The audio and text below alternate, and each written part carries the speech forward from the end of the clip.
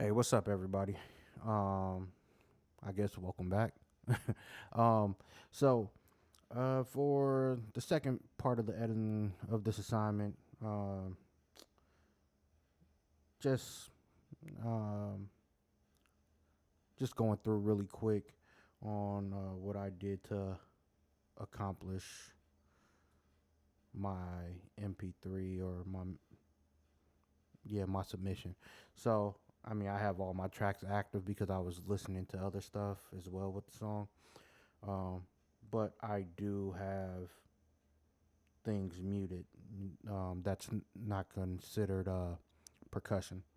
So, anyway, uh, just real quick, just about the same as the last edit from earlier this week. What I did was I started with the kicks, of course. Um, same thing.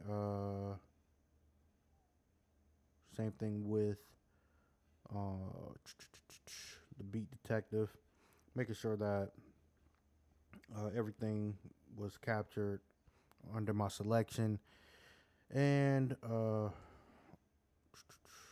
everything was captured under my selection and analyzed.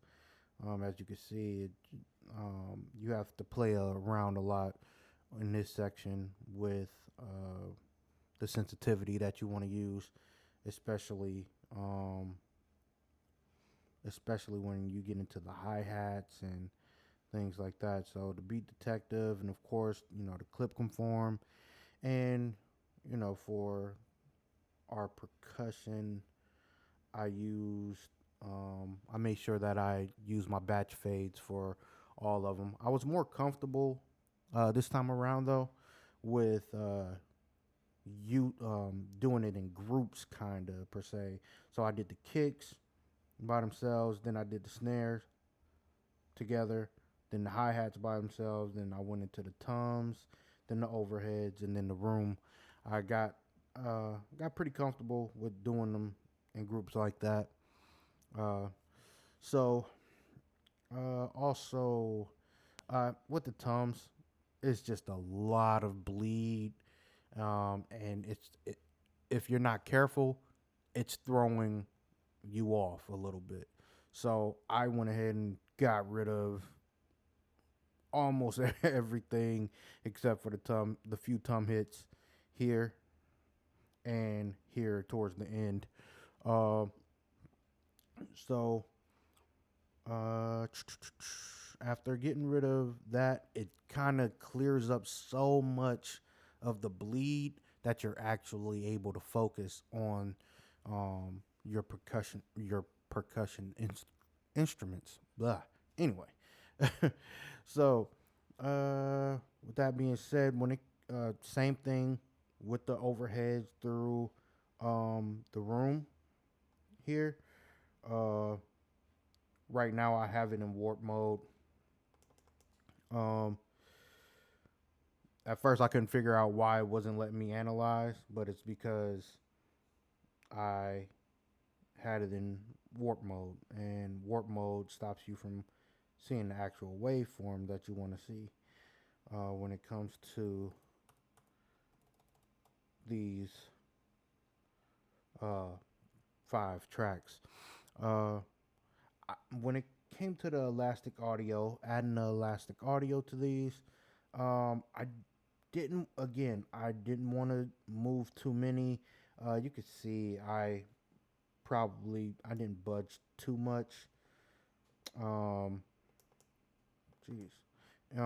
You can see like there's a few that I nudged over a little bit, but I don't like to bother with elastic audio because you can hear the difference. But I did a few of them.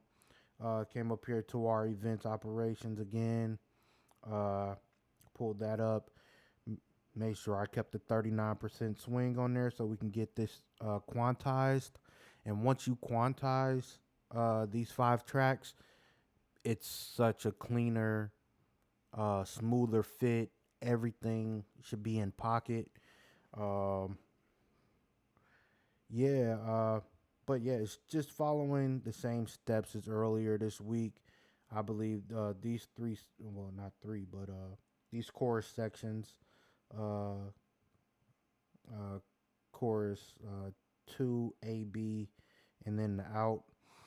Uh, this was much easier, I should say, because you're starting to get a groove for. Well, I'm starting to get a groove for what seems to be going on uh, within the song or within the tracks.